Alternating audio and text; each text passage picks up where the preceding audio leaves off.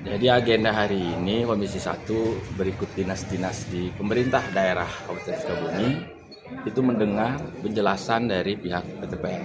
Kemarin hari ini sudah merger dengan PTPN 1 Regional 2. Tadi pihak PTPN menjelaskan bahwa mereka memiliki HGU tahun 1988, cuman sayangnya tidak dijelaskan HGU itu luasnya berapa, peta bidangnya mencakup wilayah mana, karena ternyata Kebun Cibungur itu area kerjanya itu Kecamatan Warungkiara, Cikembar, Pabuaran, Jampang Tengah. Ada 5 kecamatan.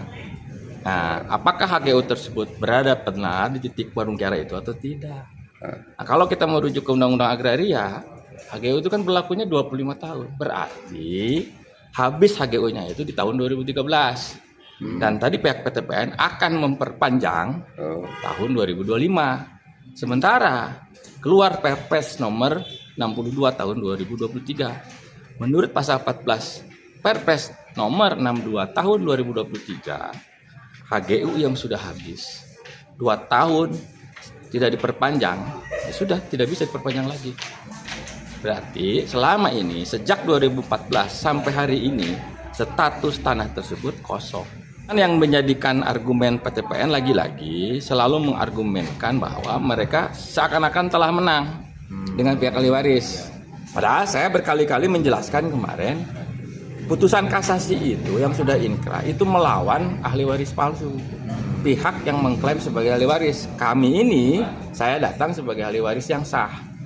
Ya, saya menerima kuasa dari wali saksa. Yang sah itu 2021. Sementara kasasi itu 2017. Nah, di dalam Kitab Undang-Undang Hukum Perdata atau dalam KIR ada ruang pihak ketiga, ya, namanya Denden Perjen, untuk mengajukan gugatan pihak ketiga terhadap 2 pihak yang berseteru. Nah, tadi katakanlah pihak yang berseteru itu pihak Sawiyoana CS yang mengaku ahli waris dan PTPN. Nah, karena gugatan Sawiyoana ini diklaim dijadikan sandaran oleh PTPN dan oleh Pemda Kabupaten Sukabumi, sehingga pengajuan SPPT kami dan pajak waris kami itu ditolak. Ya, ditolak. Kami 2022 pernah mengajukan pendaftaran SPPT baru dan pembayaran pajak waris. Kalau NJOP-nya itu rata-rata ya 600 hektar itu 20.000 per meter rata-rata, maka kewajiban ahli waris yang sah ini membayar pajak waris itu sebesar 7 miliar. 7 miliar sebesar 7 miliar itu. Nah, berarti tanah yang hari ini 600 hektar ini statusnya kosong. Dan saya sudah mengkonfirmasi ke pihak pajak secara online, datanya benar kosong. Nah, yang menjadi persoalan adalah karena wilayah kerja PTPN 8 ini ada 5 kecamatan dan mereka memiliki HGU. Pertanyaannya, HGU yang disebutkan oleh PTPN tadi di mana posisinya?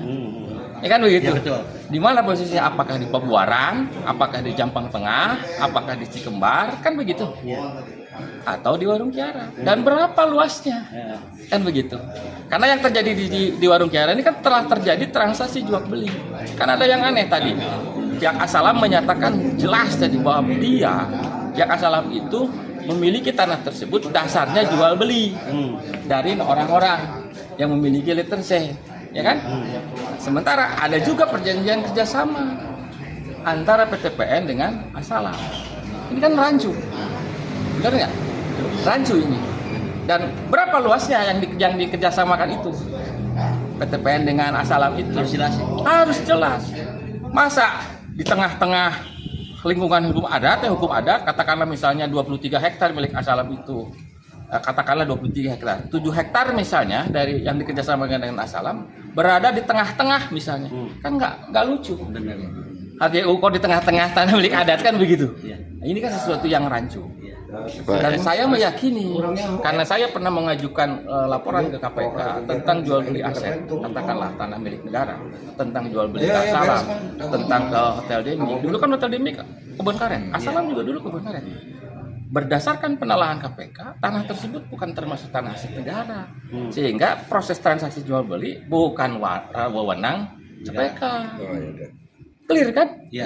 Jadi yang terjadi hari ini, oknum pejabat entah itu PTPN atau Pemda, secara publish ya kan, mengklaim bahwa itu HGU, tapi di belakang layar mereka melakukan transaksi jual beli dengan beli.